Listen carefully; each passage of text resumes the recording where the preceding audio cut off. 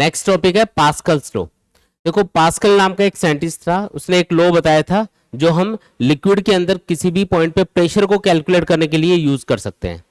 Pascal's law के according अगर हम ग्रेविटी इफेक्ट को नेग्लेक्ट कर दें, जो ग्रेविटी की वजह से जो ग्रेविटेशनल फोर्स लगता है फ्लूइड के ऊपर, उसकी वजह से जो प्रेशर डेवलप होगा उसको छोड़ दो एक बार।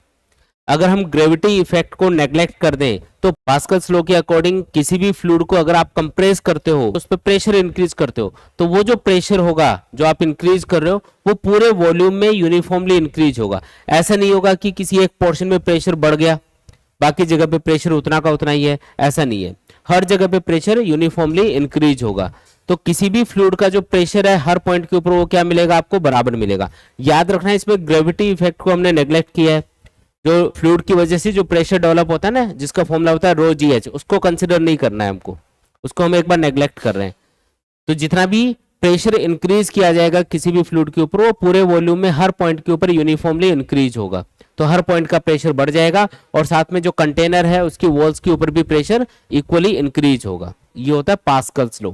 अब इस बेसिक कॉन्सेप्ट के ऊपर बेस्ड एक लिफ्ट होती है जिसको हम बोलते हैं हाइड्रोलिक लिफ्ट। क्या बोलेंगे इसको? हाइड्रोलिक लिफ्ट बोलते हैं। इसके अंदर हम क्या करते हैं, हम कम फोर्स अप्लाई करके हम हेवी जो ऑब्जेक्ट्स होते हैं उनको भी लिफ्ट कर सकते हैं। आपको फोर्स कम अप्लाई करना पड़ेगा लेकिन हेवी जो ऑब्जेक्ट होंगे, मतलब आप हाथ से ऐसे फोर्स अप्लाई करके आप एक कार को भी लिफ्ट कर सकते हो। तो ये कैसे होगा इसको समझना। यहाँ पे ये जो हाइड्रोलिक लिफ्ट है उसका डायग्राम दिखा रखा है। ये जो हाइड्रोलिक लिफ्ट है इसमें देखो दो आर्म है, ये एक तो ये वाली आर्म है, एक ये वाली आर्म है। इसका क्रॉस सेक्शनल एरिया कम है, इसका एरिया मान लेते हैं A1, और दूसरी जो आर्म है उसका क्रॉस सेक्शनल एरिया ज्यादा है, इसको मान लेते हैं A2। ठीक। अब पास्कल्स लॉ के अकॉर्डिंग अगर मैं इधर से ये जो पिस्टन लगा रखा है, इस पिस्टन को अगर मैं फोर्स अप्लाई करके नीचे की तरफ पुश करूं, इसके ऊपर अगर हम F1 फोर्स अप्लाई करें तो ये क्या करेगा, फ्लूइड के ऊपर जो पिस्टन है ये फ्लूइड के ऊपर प्रेशर अप्लाई करेगा। अब वो जो प्रेशर आप अप्लाई करोगे, जो प्रेशर इसके ऊपर अप्लाई किया जाएगा वो पूरे वॉल्यूम के अंदर हर जगह बराबर बराबर डिस्ट्रीब्यूट होगा। अब जितना प्रेशर आपको यहाँ पे देखने को मिलेगा, इस पॉइंट पे जितना प्रेशर लग रहा होगा उतना ही प्रेशर यहाँ पे भी होना चाहिए, उतना ही प्रेशर यहाँ पे भी होना चाहिए, उतना ही प्रेशर यहाँ पे, यहाँ पे, यहाँ पे, हर जगह प्रेशर सेम होना चाहिए। पास्कल्स लॉ यही है कि ग्रेविटी इफेक्ट को तो आप एक बार नेग्लेक्ट कर दो, फिर जो भी आप प्रेशर अप्लाई करते हो किसी भी फ्लूइड के ऊपर वो पूरे वॉल्यूम में यूनिफॉर्मली इंक्रीज होगा। तो इस फोर्स की वजह से यहाँ पे जो प्रेशर डेवलप होगा उसको मान लेते हैं P1। तो यहाँ पे जो प्रेशर है P1 उतना ही प्रेशर इस पॉइंट के ऊपर होगा, यहाँ पे जो प्रेशर है उसको मान लेते हैं P2। ठीक है। तो यहां से इसको आप पिस्टन को नीचे की तरफ पुश करोगे तो यहां से फ्लूइड ऊपर की तरफ निकलने की कोशिश करेगा, मतलब इस पिस्टन के ऊपर फोर्स लग रहा होगा ऊपर की तरफ, इस फोर्स को मान लेते हैं F2। और इस F2 फोर्स की वजह से जो प्रेशर डेवलप होगा उसको हमने क्या बोला, P2 बोला। तो P1 और P2, यहाँ पे जो प्रेशर है उसको P1 बोला, यहाँ पे जो प्रेशर है उसको P2 बोला। और पास्कल्स लॉ के अकॉर्डिंग ये दोनों क्या होनी चाहिए, बराबर होनी चाहिए। सिंपल सा लॉ है। ठीक है।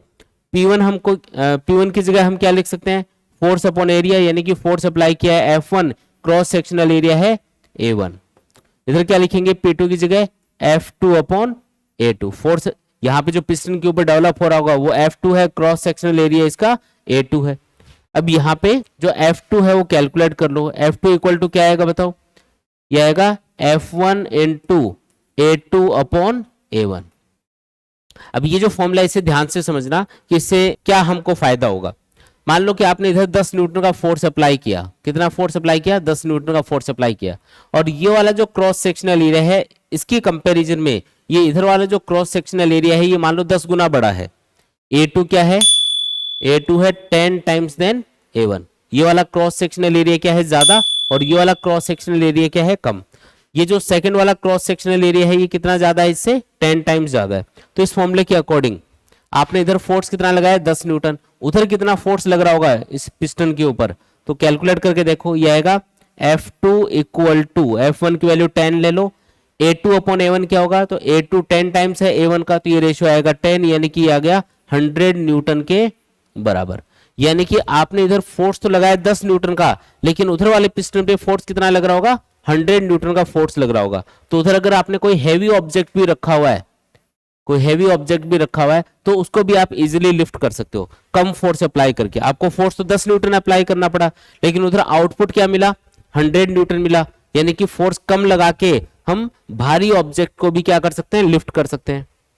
बस आपको ये ध्यान रखना है कि इस वाले ये वाला जो आर्म होगा हाइड्रोलिक लिफ्ट का, इसका क्रॉस सेक्शनल एरिया आपको ज्यादा रखना है, और जितना ज्यादा आप ये एरिया रखोगे, जितना ज्यादा इस क्रॉस सेक्शनल एरिया को रखोगे, उतना ही आपको इधर कम फोर्स अप्लाई करना पड़ेगा, क्योंकि कम फोर्स अप्लाई करके ही हम भारी चीज को उधर लिफ्ट कर पाएंगे।